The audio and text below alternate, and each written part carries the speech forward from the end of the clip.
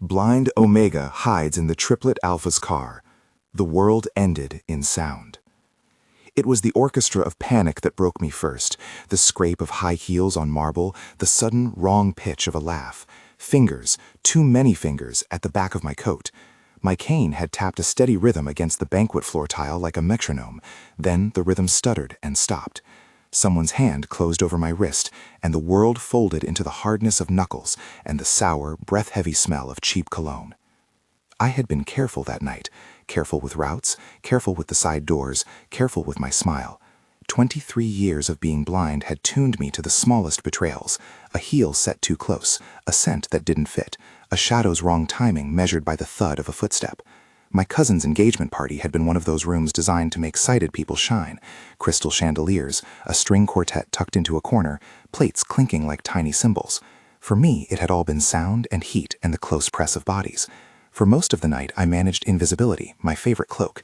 Then a man decided invisibility was an invitation. "Come on, sweetheart," he said, and his voice was the particular brand of patronizing that dripped privilege. Park Sunungri. I knew his gait from the building, a long-legged swagger, a cigarette fumbling beneath his thumb when he thought he was being clever. He'd been watching me earlier with that smug, calculating hush people use when surveying trophies. He didn't touch me as an apology. He touched me to own the space between us. I moved, not gracefully, panic doesn't allow for grace, but with an urgency honed by years of leaving early, of taking unfamiliar alleys, and memorizing the sounds of places so I could find my way home in the dark. My cane maybe kicked at a table leg. Someone's napkin rustled. I heard Park's laugh roughened, and then the soft curse as he reached for me again, firmer this time. My heart shoved against my ribs like it wanted out. There was an unlocked car door on the curb I had walked toward, a kindness or an accident, I couldn't know which. The metal edge of the door was cool under my palm as I slipped into the back seat, because hiding in a car felt like shrinking into a pocket of quiet. I folded myself as best as I could among leather and the faint scent of new cologne mixed with parkade smoke, and tried to turn my breath into a whisper. The car smelled like money. The leather had the faint wax of a luxury interior. The engine was off. The radiator had cooled beneath the hum of the city. Sirens wove distant through the evening, indifferent.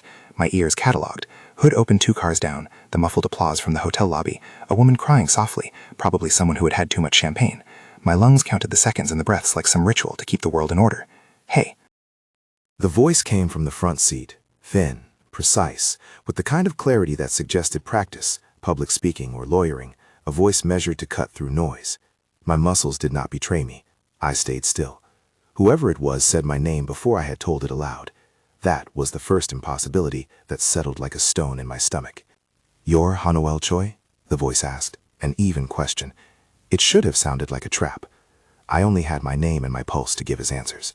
"Yes," I breathed, quiet as paper. "Stay where you are." That was another voice, lower, steadier, like a tree. It carried the scent of cedar even with distance. My shoulders unclenched without permission. Someone's hand, careful and sure, slid a jacket across the back of the seat and draped it over me. The fabric smelled faintly of outdoors, of polished wood, and a soap only the very particular use. Cedar-scented soap.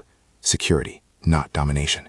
I closed against it like a child closing a blanket over worries. Are you hurt?" A softer voice asked, with smoke in the tone like a jazz lounge at dawn. It brushed my name with a tenderness that made my throat sting. I registered the 3 of them as instruments playing together. One precise, one grounding, one warm. Triplets. The city had many oddities. One of the strangest was how instincts could be mirrored in 3 bodies. No. I had to fight my voice down, breath shallow. I could feel the fabric of the jacket against my cheek. It smelled of him, whoever he was. Tobacco and something sweet, like caramel burned clean. Someone grabbed me. Park Sunungri. He? The name hit them like a chord. "Sunungri," the precise voice said, and there was a click in it, like thumbs on a glass, alarm and calculation. "Back door of the hotel?" the cedar voice asked. "Did he follow you out?" "Yes." My cane lay against the door, metallic on leather. The jacket's weight was a promise and a question. I kept my hands where I was, a small act of ownership.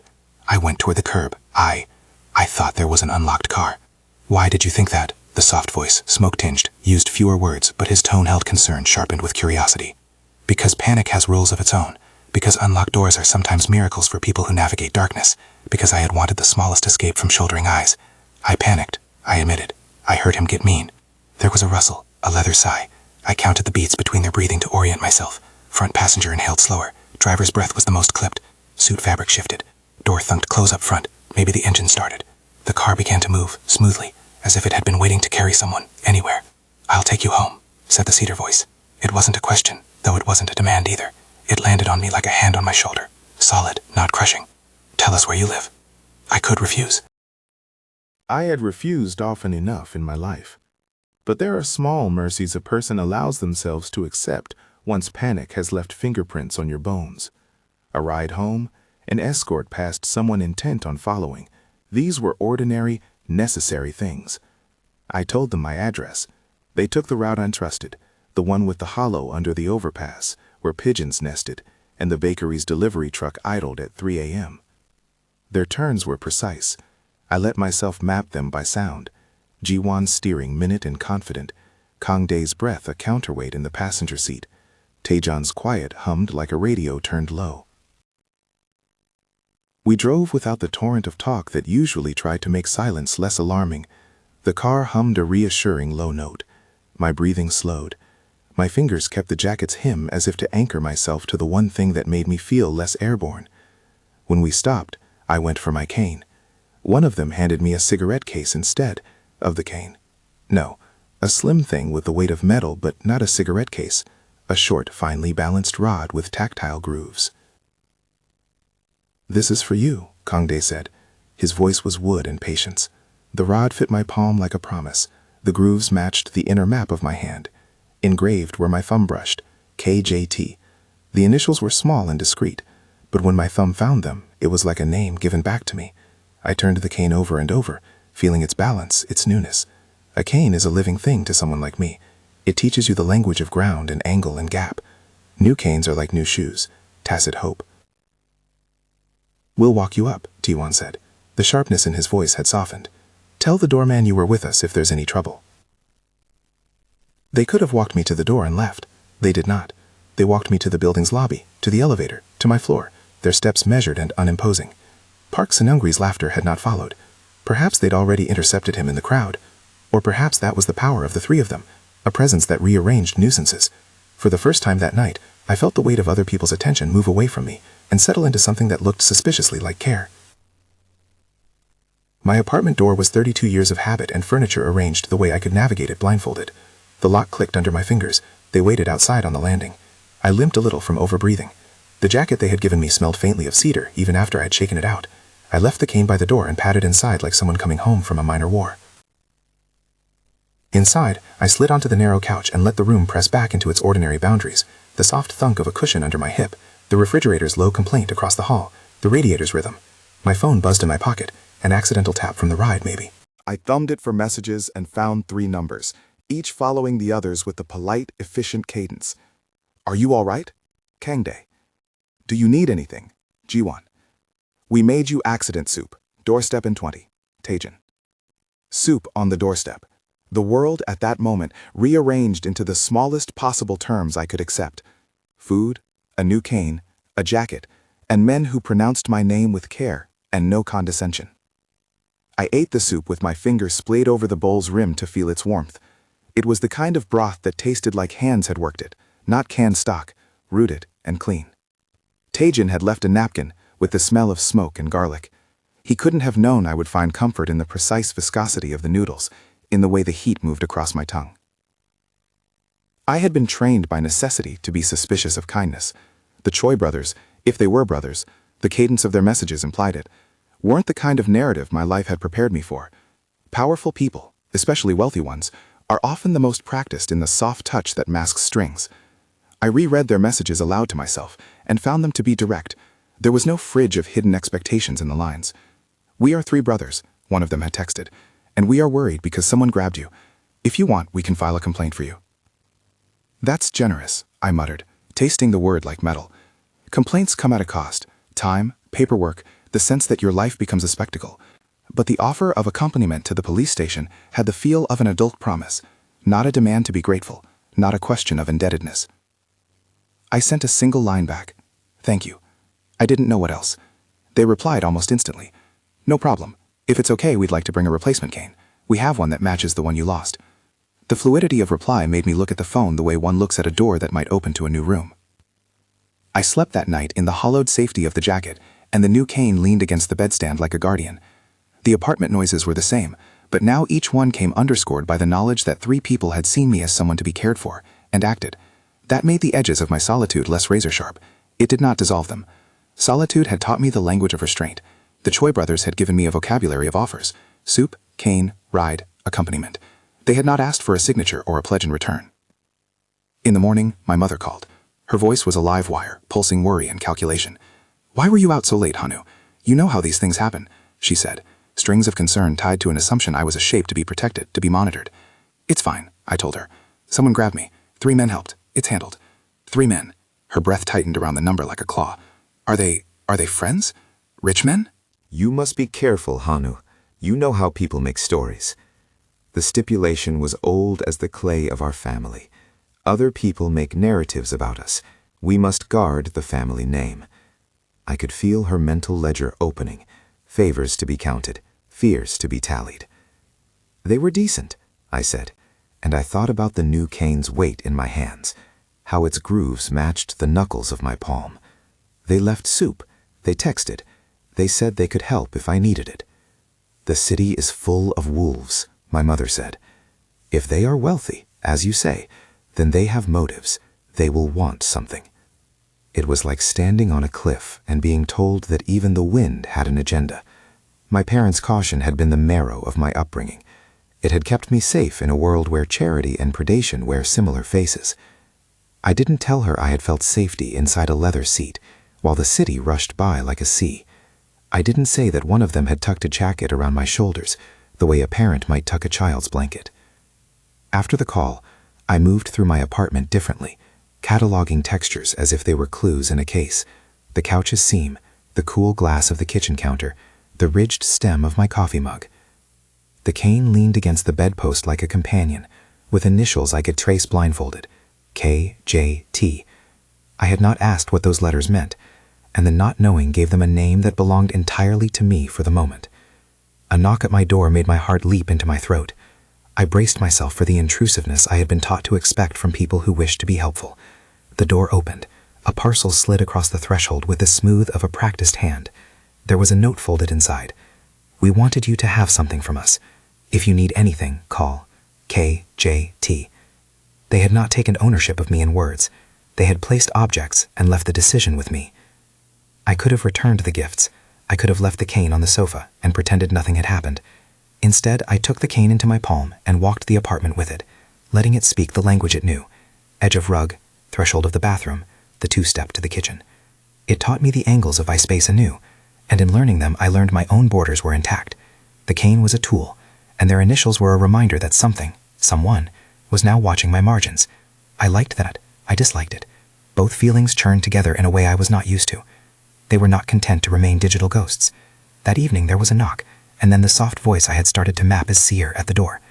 Kong Dae's presence filled my small hallway like a column of quiet. He smelled once more of outdoors and polished wood. The air around him had the tonic of rain on dry earth. Behind him, the light rustle of fabric meant the other two waited at the end of the hallway. "I thought we should check in," Kang Dae said, and the grammar of his sentence left room for refusal. He had a bowl in his hands, balanced like a small orb of warmth. Taejin made this. When the door closed and the warmth of their bodies shifted the geometry of the room, the angle of danger that had sat on my shoulders all night eased. Their conversation was easy, practiced, like siblings who have rehearsed the same lines 1,000 ways. Jiwon asked 10 quiet questions about the timing, the place, whether I'd seen Park's face in a different light. Taejin, who smelled of smoke and slow-cooked spices, set the bowl in my hands and said, "We made too much. Eat while it's warm." The soup tasted like someone had listened to the way my teeth met the broth and guess how much salt I like. Taejin's cooking is domestic violence against sadness. It was an act of care folded into starch and protein. Between spoonfuls, their voices became a kind of background I could follow with my ears, not intrusive, not demanding, but attentive like a tide. "You're an Omega," Kang Dae said once, as if stating weather. His voice had the kind of certainty that did not make assumptions cruel. It simply recognized something he already knew. "We know your building. We know Sunungri." The pause that followed was small but heavy with implication. I could have told them to leave. Instead, I said, "Yes, I am an Omega." Ownership of the word felt like placing a hand on a wound and letting it breathe. This is my life. The sentence was softer than I intended. There are parts of me that still want to declare independence like a sword. Jiwan's voice, colder and sharper, spoke with the economy of someone who would take action once the words were catalogued. "He'll be dealt with," Jiwan said. "There is a way to separate people from their ability to harass others without making a spectacle of you." "You don't have to do anything for me," I said. I had to say it. It was the litany of my life. I do not need rescues. I do not need nothing bought for me as if I were a trophy. I am not currency to be exchanged for safety. Their faces, as I imagined them, stayed unreadable. That was the advantage of being blind sometimes. Their expressions were a private thing I could not steal. Kangdae put his hand over mine on the bowl, a physical punctuation, and his palm was large and warm. "We don't want anything from you," he said. "We want you to be safe. That's the only thing." "Why us?" I asked, honest. "People like us are rarely acted upon without motive. Even kindness can be currency." "Because," Tejin said, and his voice had a softness that wasn't sentimental, "we noticed you. Not like a curiosity, not like something to collect, but like someone who walked through trouble and didn't deserve it." That was the kind of statement that could be read as possessive. I tested it. "What do you want in return?" They gave no rehearsed answer. Kangdae's next words were plain and careful. "We'll be there." We won't make promises you don't want. We will not turn your life into ours. We will offer you choices. It was a deliciously dangerous sentence because it was exactly what I wanted and exactly what I feared. Choices aren't always freedom. Sometimes choosing is choosing between degrees of captivity. My parents would call them wolves. My stomach called them something else entirely. The bowl warmed my hands. I thought about consent as a slow thing, something that could be built, like a house, with a foundation and then rooms. Their offer was the suggestion of a building. When they left that night, Kangdae placed his palm against the small of my back in the doorway, an orientation more than an embrace, and said, "We're at Nostos on Saturday. If you want to have lunch, come. If not, ignore the message." I had never been asked to lunch by men who smelled of cedar and smoke and menthol ice. I had never been offered a seat at a table without a ledger attached. But the phrase, "if not, ignore the message," felt like a clause I could accept without signing away myself. Before they stepped away, Jiwan, the one with the merciless economy of words, added as if cataloging facts, "We're 31. The number landed oddly in the apartment, making them older, established. "We invest. We own some of the buildings in this neighborhood. If anything happens again, call the number we left. We'll send someone." I registered the last as another promise boxed in practicality. My mother would have noted the ownership with alarm. My muscles tightened. "You don't have to." "We chose," Kangdae said, and there was no arrogance in it, "because we saw you tonight and didn't like what we saw." They left with the same quiet ease they had arrived with. The jacket smelled stronger on the back of my couch, a scent that now threaded through my apartment the way a narrator threads motifs through a story. I was hungry, but not for the soup. I felt a new tension, taut as a wire in my chest. Gratitude folded into suspicion, folded into curiosity. After they left, I texted my friend who owned the Greek restaurant downtown, Dimitri. He always answered in a swirl of food-related metaphors and asked too many questions about how the city tasted tonight. I told him the short version, the one that sliced out my fear, and left a neat report. "They helped," I wrote, and he replied with a line of humor that made me grin. "Then invite them to eat my lamb shoulder. I will tell you which one is sweet and which one is bitter." The next morning, a message arrived that made my stomach rearrange itself into new shapes. "We would like to take you to lunch, Nostos, Saturday, noon, KJT." This was an invitation that could be declined. My gut wanted to refuse. My gut had been trained for survival in smallness. My head cataloged the practical. Who would accompany me? How would I navigate a restaurant usually built for sight? Whether they'd translate the textures and temperatures for me in a way that honored my senses. My heart, for reasons I could not yet name, wanted to go. If you like 10-spiel rescues with slow-burn romance, subscribe for more. I put the phone down after the micro CTA, as if saying it aloud sealed the choice. The room felt too small and too large at once. The Choy brothers had arrived with the mechanical certainty of a machine, efficient, deliberate, and the human tenderness of people who could hold someone without squeezing the life out of them. For the next 24 hours, I walked my apartment with the new cane, tracing the corners of my life like someone checking for loose boards. I called the building manager and told him to make sure there were no unauthorized personnel in the garage. I made a list of questions to ask if they followed through on the police complaint. I rehearsed how I would refuse help if it smelled too much like ownership. And in the silence between tasks, I let myself be unreliable and imagine. I imagined a dining room that tasted like cedar and smoke and ice, mapped by fingers and spoon and the soft hush of voices that didn't rush me. I imagined being asked to a table where someone translated color into texture and shadow into taste. I imagined laughing without the reflexive sting of shame. When Saturday came, the city was an orchestra in minor keys, delivery trucks, a cyclist's bell, the distant wail of an ambulance. I stood in the doorway with my coat, the cane's grooves cool under my palm, and felt an unexpected steadiness settle in my chest. They had offered me choices. I had chosen to say yes. Outside, the car engine was a gentle purr. Jiwon had the key in his hand. Even unmoving, he gave the impression of someone who knew exactly when to cut a conversation short, when to escalate. Kangdae greeted me with a single palm press to my forearm, and orientation rather than an arresting grab. Taejeon arranged himself in the back seat with the casual intimacy of someone who belonged in the same picture as me now. The triplets moved with the rhythm of people who had practiced being present. They smelled like the 3 words I had come to map: cedar, ice, smoke. "Are you certain?" Kangdae asked once more. His voice had always given me the space to say no. "Yes," I said, which was not an answer born from coercion but from the slow accretion of a decision. I wanted to see how they would translate the world for me. I wanted to test if their care could be a shelter and not a cage. We drove toward the restaurant with the city making the same noises. My map of the streets formed under the cane and the car's vibrations. This felt like the cusp of something. The car slid to a halt, doors thunked, and I braced myself to walk into a new room curated by the hands of 3 men whose existence now overlapped mine. Inside, the restaurant smelled of lemon oil and baking bread, of herbs torn at the moment they're needed. There was the clink of cutlery, the murmur of other people's stories. They guided me to a table and described the space with careful cadence. There's a window to your right with wind against the glass. The tablecloth is textured linen. The chair has a slight dent on the right arm. The translation wasn't intrusive. It was a considerate bridge. They asked me about the engagement party in small, forensic questions that made me feel less like a specimen and more like a person whose life had had a moment of interruption. They were steady in conversation, letting me speak without finishing my sentences. In paused intervals, they would breathe in a scent, someone's cologne behind us, the lemon on the waiter's wrist, and comment, and I would fit those sensory notes into the story like beads. When the appetizers arrived, they did exactly what I hadn't expected.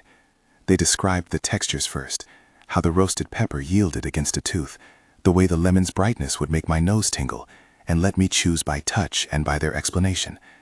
Taejeon guided my hand to the curve of a fork, and then held the rim of my plate like an anchor while I learned taste without sight. Kangdae asked me which textures I preferred, low and steady, as if asking for a preference about music. Jiwon observed, eyes cutting into praising, but when he spoke to me, his words were gentle. "How does the room feel to you?" Kangdae asked, not as a journalist, but as someone curious about the map of my world. "Clipped," I said, and the word surprised me. There are edges. It's polite, but the food is steady. They smiled at one another like siblings who kept secrets. I read that breath as approval. Then Jiwon leaned forward, and his fingers drummed a precise rhythm against his glass, the trademark tick of a man who cataloged risk like a ledger. "There's someone at the next table who looks interested in you," he said. Interested is a polite word for the way strangers inspect someone with sight like you're an exhibit. I felt the prick of being measured. "Are they?" I began. Jiwon's answer was short. "Nothing. I've called someone to move them."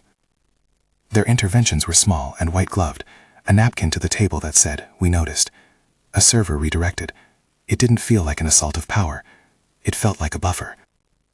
At the meal's close, the conversation shifted, cautiously, towards business. Jiwon's edgy slid towards their natural habitat. "Our firm is pulling for a new investor," he said, scrubbing his thumb along the rim of his glass. "We might ask you for a favor." "Favor?" I asked, aware of the tilt this question took. "You have a particular attunement," Kangdae said. "You notice things, sensory cues. People present themselves in a certain way. We wondered if you would consult for us, informally at first.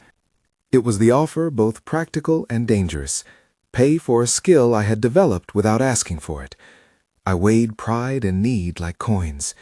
Being paid for my skills would refrain me from object to asset. Ownership is tricky like that. Do I get to set boundaries? I asked. Boundaries are the lifelines of my days. You set any boundaries, Tejan said. We would never push you beyond them. I let the fork hover near my lips. And what happens if I say no? Kangde's voice, steady as a pillar, answered with no implication of threat. Then we remain friends. I looked at them, at the 3 cents that had become a stanza in the poem of my week, and felt something shift in me that was not quite surrender and not quite rebellion. It was curiosity mixed with the understanding that sometimes safety comes as an exchange, not of ownership, but of mutual currency. My hands flexed around the cane's grooves, KJT. The initials were a small constellation in my palm. Outside, traffic breathed. Inside, the plate cooled. I said, almost on a whim, I'll consider it. They did not press beyond that. They smiled as if they respected the ongoing quiet of my choices. On the way home, the car hummed and the city unreeled. I sat between their presences and felt the contours of my life redrawn, not erased, not overwritten, but extended a little farther than before. That night, a message lit up my phone. We want you to come to a due diligence meeting next week. Marcus Vance is presenting. We think you might see things others miss. Jiwon. I had heard Marcus Vance's name before, an entrepreneur with a honeyed charm and a reputation for polishing facts until they shone. A meeting like that could be a place where a person like me could be seen for a skill instead of a weakness, or it could be a trap where flattery laced with agendas tasted like honey and left you sick. I folded the phone over and over in my palm. The choice lay in my hand, a thin line between acceptance and decline. I imagined sitting in a room full of suits where the air smelled like paper and pretension and selectively placed confidence. I imagined using my sense of sound, texture, and presence to notice the slight irregularities others smoothed over. There were 100 little tests between now and then. My parents' cautious hostility at the idea of me associating with men who owned parts of the city, my own stubborn insistence that I would not be bought by attention, the knowledge that protection has an edge and that not all shelter is home. But beneath those tests pulsed a quieter, brighter thing, the possibility that belonging could be chosen and negotiated, not seized. I slept that night with the cane at arm's length and the jacket over the headboard like the shadow of their presence. The apartment noises felt less like a chorus of threats and more like background music. The world hadn't changed. There were still predators, still people who calculated other people's worth with a cost-benefit spreadsheet. But for the first time in a very long while, there was also someone who offered me soup without a ledger, and who asked whether I would like to be present at a table where my senses might be paid for, then respected. Morning came like breath warming against glass. I decided, with that stubborn, practical part of me, that I would go to the meeting. I would put my ears and my hands and my finely tuned instincts into a room and see what they could do. I would not pretend I wasn't scared. I would not pretend I didn't want to be safe. I would decide, every step of the way, whether I stayed. The Choy Triplet's car slid past my building on the day of the meeting. The driver window cracked. Ready? Jiwon's voice cut the air like the sharpest knife.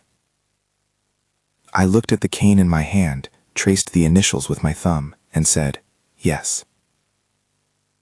Jiwon's voice cut the air like the sharpest knife. I looked at the cane in my hand, traced the initials with my thumb, and said, yes. The building smelled like polished brass and paper, a different kind of city breath than the alleys and bakeries I navigated alone. The elevator chimed the way a tuned instrument would, precise and slightly impatient. My cane tapped the tile once, twice, the rhythm of approach. Jiwon moved with the economy of someone who never wasted a step. I could hear him calculate space. Kangdae's breathing was the steady counterpoint I had come to rely on, low and even.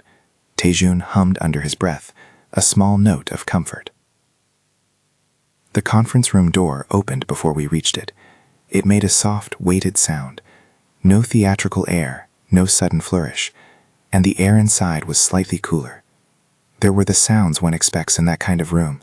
The whisper of paper shifted like dry leaves, the thin scrape of a stylus on a legal pad, the faint click of a pin trap. Marcus Vance's laugh came out into the hall before I could place him. Smooth, staged, like a recorded track someone played when they wanted the room to think they were at ease. He'd done that kind of thing before. Public charm was his best suit. They seated me at the end of the large table, where sound pooled and words reached me like someone whispering into the hollow of a shell. Jiwon sat on my left, Kangdae on my right, Taejun beside Kangdae, an arm's width away. Sitting between the three of them was like being bracketed by three different climates: ice, cedar, smoke, each one distinct and comforting in its own way. Marcus's footsteps were light and confident.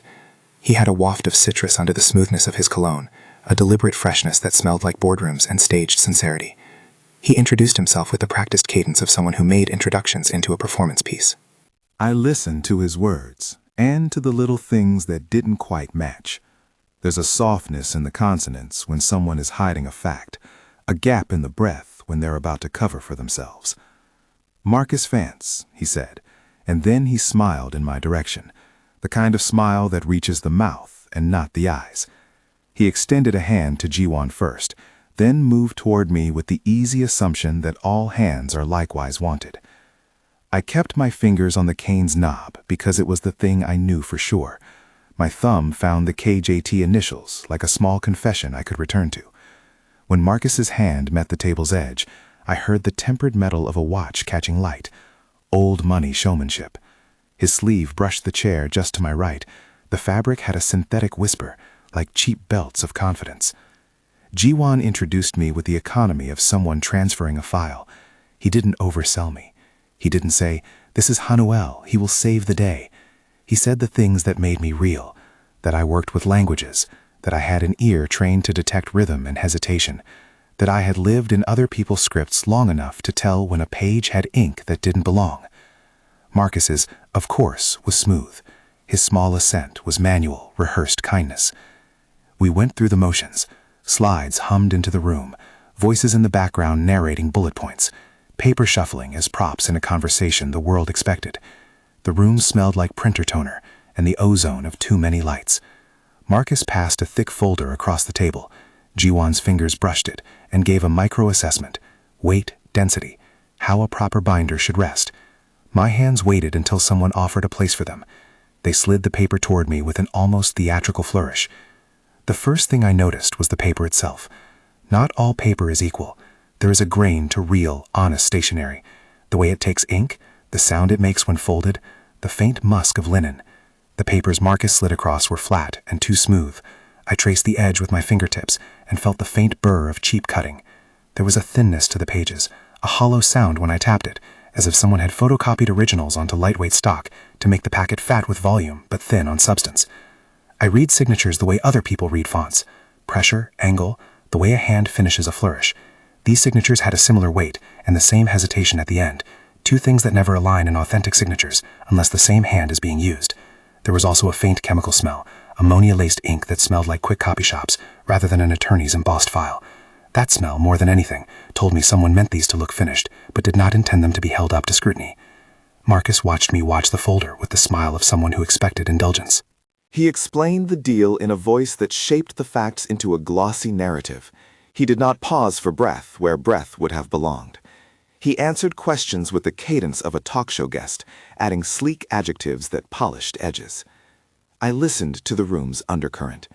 There was a soft click behind Marcus, someone else's foot tapping. There was the whisper shift of an assistant's notepad. A man at the far end cleared his throat before he asked a question. His throat gave a ragged little breath that betrayed a lack of ownership. Marcus fielded it like someone who had practiced deflection by training. I spoke when the moment fit, because Jiwon had asked them to let me feel the documents. "These are photocopies," I said. "The paper isn't original. Signatures look as if they've been printed rather than penned." Marcus's smile thinned. "We provided full documentation," he said, smooth as lacquer. "Everything you see is standard." "Standard for a facade," Jiwon murmured. "Acrid."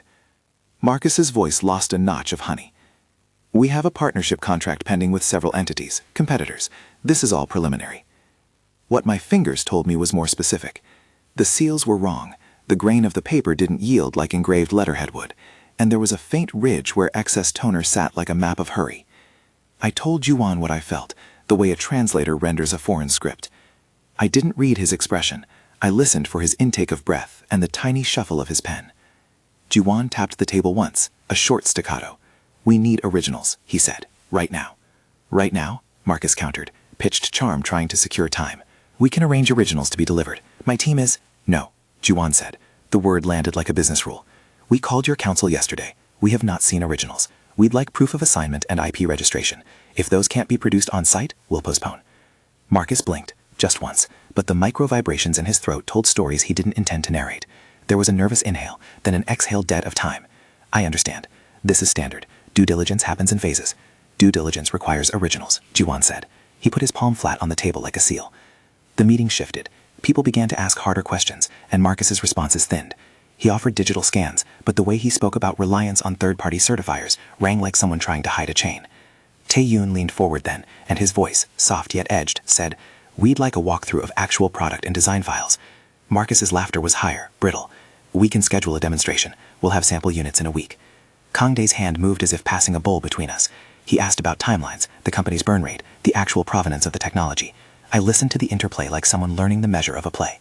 Underneath the talk of product, the thinness of Marcus's packet unfurled as a symptom. He married charm to borrowed words and hoped the weight of the narrative would keep the paper from being examined. When the point came where they asked Marcus to produce contracts and the originals could not be produced, Jiwan reached for his phone. He called a number and spoke so quietly I couldn't hear the words, but the energy in the room shifted as if a new current had been switched on. That was the signal. Jiwan's network moved faster than charm. "You were right," Jiwan said low to me as legal counsel started to circle the table. "There are inconsistencies. Copy artifacts show signs of manipulation. This isn't a simple oversight." Marcus's voice became thin. "There are clerical issues. Clerical issues don't have identical signatures." Kangdae's voice was quiet, but when it struck, it had the depth of the upright walk of an old tree. "They have patterns." I told them what else I had noticed. The cheap binder, the toner smell, the way the page edges were not decal-cut, the faint and inconsistent pressure on the signatories' names. Jiwan used the information with the calm of someone building a case. He called their attorney directly, and as words were exchanged in tones I could not hear, I felt the room's atmosphere compress like a spring. Marcus rose to his feet then, trying to smooth his tie, trying to perform containment. He left the room with the practiced petulance of someone who thinks the scent of citrus can wash the stain of doubt. He promised to return with originals within 48 hours. He promised transparency. He promised everything that speaks well on camera. Outside the door, feet scurried. Legal advisors, a man with the crisp breath of an investigator. Jiwan kept me beside him and did not ask me to speak publicly. Instead, he said quietly, "If you will, walk us through what you noticed in the hallway. I want you to tell the security team what to watch for." I did. I repeated the subtle sounds I'd heard when Marcus exited. A certain clipped gait, a left shoe that scuffed in a particular manner, the scent of citrus turning faintly sour over the corridor. I told him about the assistant who had cleared his throat, and about the parking space Marcus had left in conversation that did not add up. That kind of detail sounded immaterial, but it filled the gaps lawyers and detectives look for when they parse performance. By late afternoon, the Choy brothers had circulated Marcus's packet among their own network. Their legal team discovered prior filings in another jurisdiction with dates that predated Marcus's claims. Someone discovered a ghost company registered offshore that had licensing claims on the same patent Marcus tried to sell as new. A week later, the Choy investment didn't just pause, it withdrew with a public statement about due diligence. The ripple was clean and ugly for Marcus. Contracts unspooled, investors stepped back. The Vance name, for a moment, lost some of its shine. I felt the effect of that small victory in the way Jiwan's breaths lengthened, and in the way Kangdae's shoulders seemed to loosen. Taejin brought me a small plate of food afterward in a cafe near the office, a strip of seared fish seasoned with something citrus-laced but simple, his fingers brushing mine as he set it down. Light, consensual contact. "You did well," he said. I told him that I had done what I could, and that truth was a tool I learned to use when life left me with very few options. Jiwan, always judicial, said, "You did more than well. You gave us the truth of the document. That's invaluable." It was a sentence that placed a coin of worth into my palm. I felt it like warmth.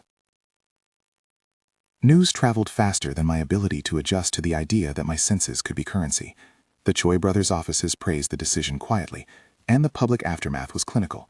Investment postponed pending verification. Marcus's PR tried to spend contrition. The internet shooed and spat opinions. Vance, schemer. Choy firm, vigilant? Headlines are rough for people like me. They do not polish nuance. But behind the headlines there were tangible changes.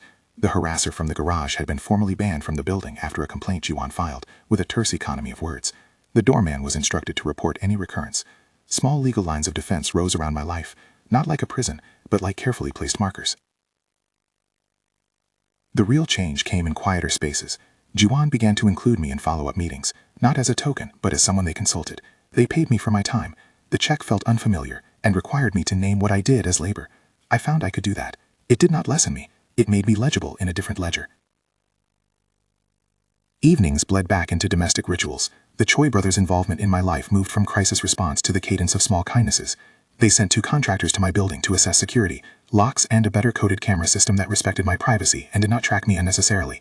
They arranged for a mobility instructor to come by if I wanted to practice certain routes on my own terms. They did not insist I attend.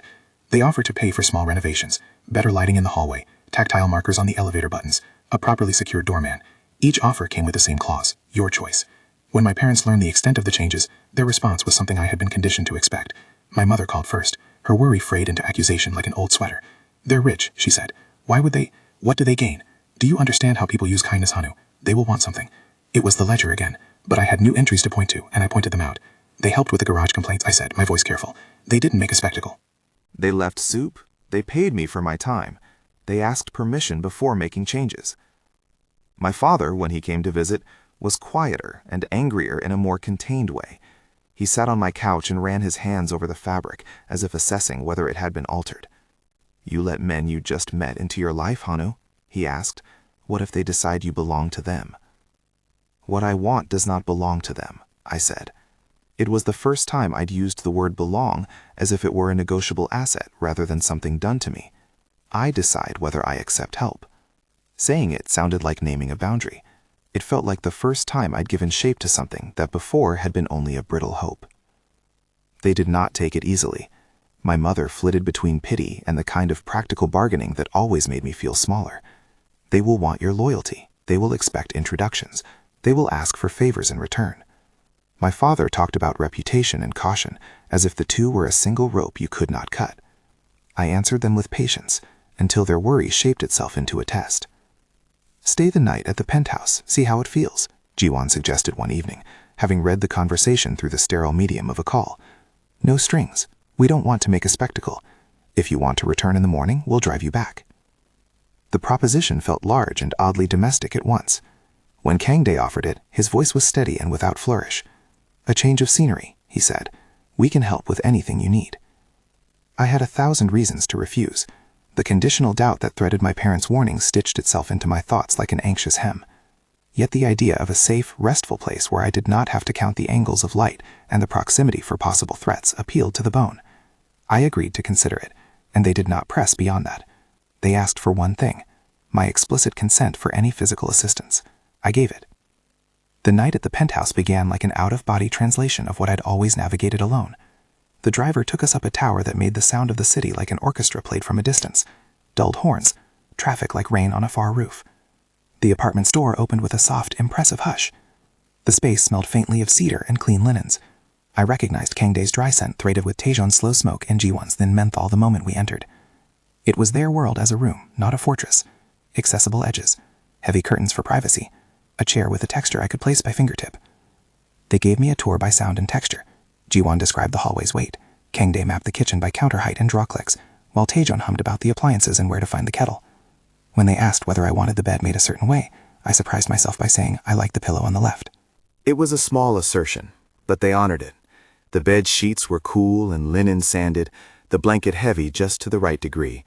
Taejeon made a show of testing the blanket's fluff and then handed me a cup of tea, not as an infantilizing gesture, but as someone who knows how to hold warmth in a cup.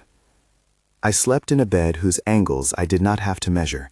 I let myself rest in a way that is rare for people who habitually listen for danger. I let the world move around me without acting as a cartographer of hazards. The next morning, I woke to sunlight as warmth pressing my cheek, not sight, but a thermal presence, and a small, careful hand brushing my shoulder. "Kangdae," he said softly, close enough that I felt the grain of his voice. "Morning." Taejun's presence was near the kettle, the kitchen giving off the smell of roast coffee and a faint glint of smoke. Jiwon's shoes tapped near the doorway where he'd left his briefcase.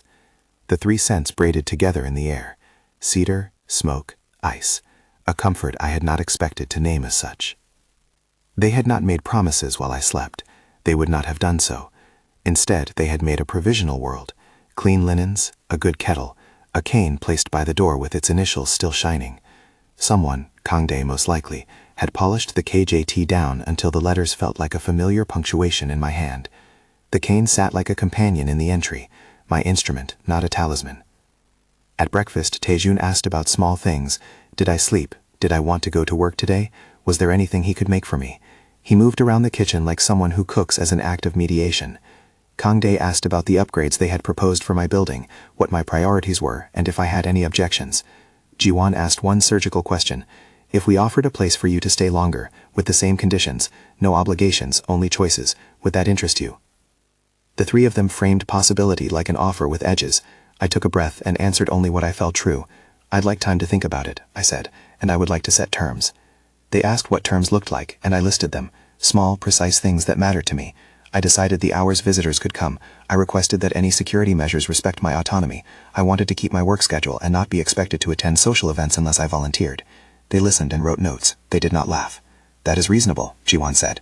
The way he said it felt like a judicial stamp. We will abide by this. Whatever you said, we honor. We talked until the voices had softened like soup left to settle. It was not a declaration of being claimed. It was a negotiation about the boundaries where protection and freedom overlapped. I felt honored and cautious in equal measure. Things began to shift in my life with a slow precision. The Choy brothers never demanded, they offered. They continued to consult me on matters where my perception was an asset. I grew more confident saying no when things irritated my moral sense. I learned how to say yes in ways that did not cost me pieces of myself. My parents' alarm ebbed and flowed, but when my father saw that my choices were mine and that legal lines had been put down in terms I set, he softened in a way that surprised me. Not entirely, he still measured advantage, but he saw that I was not taken as some charity case. One night, several weeks into the involvement, they invited me to their private dining room, a place that smelled of roasted garlic and cedarwood. It was the first time we sat in a room designed for leisure rather than transactions. Taejun cooked and spoke about spices like theology. Kangdae walked me through the scent profiles of a table incense and asked me if the smoke made me uneasy. Jiwon listened and then told a dry story that made the three of them laugh low and genuine. When the evening cooled, Kangdae led me to their lounge and offered me a drink, water, which tasted like glass and clarity, and an apple slice that felt like crisp intention. We sat in silence for a while, the kind that doesn't demand filling. Kangdae placed his hand near mine, not on mine, but near, and then slowly, as if checking for a permission, he asked, "May I?" It was a question that felt tiny and monumental at once. I did not need to catalog the reasons I might refuse. I didn't catalog the risks of choosing to allow. I only knew my choice, and I knew I could say yes. "You may," I answered, and his fingers closed around mine with gentleness. It was a small touch, palm meeting palm, warm and grounding like a sentence that returns to an idea. We didn't speak vows. There was no possessive pronouncement. There was an explicit consent folded between us. Taejun hummed softly in the background, and Jiwon, looking up from the book he'd pretended to read, met my gaze and nodded in a way that didn't betray strategy, only an acknowledgement. The night did not slide into anything rushed. The intimacy that grew was domestic, shared blankets, a hand at the small of my back to orient me when I navigated a new hallway, fingers that learned the knuckles on my hand like landmarks. They asked permission at every step. When Kangdae leaned close enough to my ear and said, "Can I kiss you?" there was no dramaturgy, only the honest logistics of asking. I replied with the same honesty I applied to everything now. Yes. The kiss was gentle, the sort of thing that acknowledged us and nothing else. It was not ownership masquerading as protection. It tasted of salt and nothing more complicated. We both pulled back when we needed to, and Kangdae rested his forehead against mine in a way that felt like the punctuation of a sentence rather than the act of annexation. Taejun made a small, pleased noise. Jiwon's fingers found mine again and squeezed once, a private benediction. We did not exchange promises that night. There were no contracts signed. We discussed practicalities: who would be present at future dinners, what I would need to feel safe, how we would negotiate public appearances, and we navigated that negotiation like adults. It was the most adult thing I'd experienced, an arrangement of boundaries made of crumbs of affection and steel wire promises. In the morning, I woke with Kangdae's arm around me like a brace of the world. I felt the weight of the decision I'd made, to stay the night, to let 3 men into my life in varying measures. It had not felt like being consumed. It had felt like a translation of isolation into company. I felt the Kane's KJT initials against the bedside table like a small private stamp. I called my parents that day. They both came by, making the city walk like a slow tribunal. My mother saw the care that had been given, not as a gift to be resented, but as infrastructure that didn't hush my voice. My father listened as I told them, again and again, what I wanted: to keep my work, to decide on visits, to refuse any public generosity that came with conditions. They protested, they fretted, they tested, but they also heard that I had a say. That mattered. The Choy brothers, for their part, continued to show restraint. They instituted the changes we had agreed to in my building: a better lock, tactile markers, protocol for the doorman. They brought in a mobility coach who taught me new routes and ways to read elevator tone and stair risers. It was practical help disguised as an olive branch. They never once suggested that because they provided these things, I owed them anything beyond basic human reciprocity. The months cleaved into soft routines. I worked with them intermittently as a consultant. I translated the cadence of pitches and the micro-uncertainties of people who lied like habitual complimenters. I began to earn money that labeled my skill as legitimate. In return, they provided the space to test what it meant for me to accept care without surrendering myself. One night, months after the first incident at the party, my mother came to my apartment and said a thing I could not have predicted. She smelled of jasmine and worry.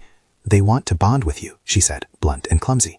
"Bonding is not a thing they can give me," I said. "Delegation of affection is not possible." "They're powerful," she said. "They'll make it right." I told her I did not want things made right if it meant I wasn't choosing them.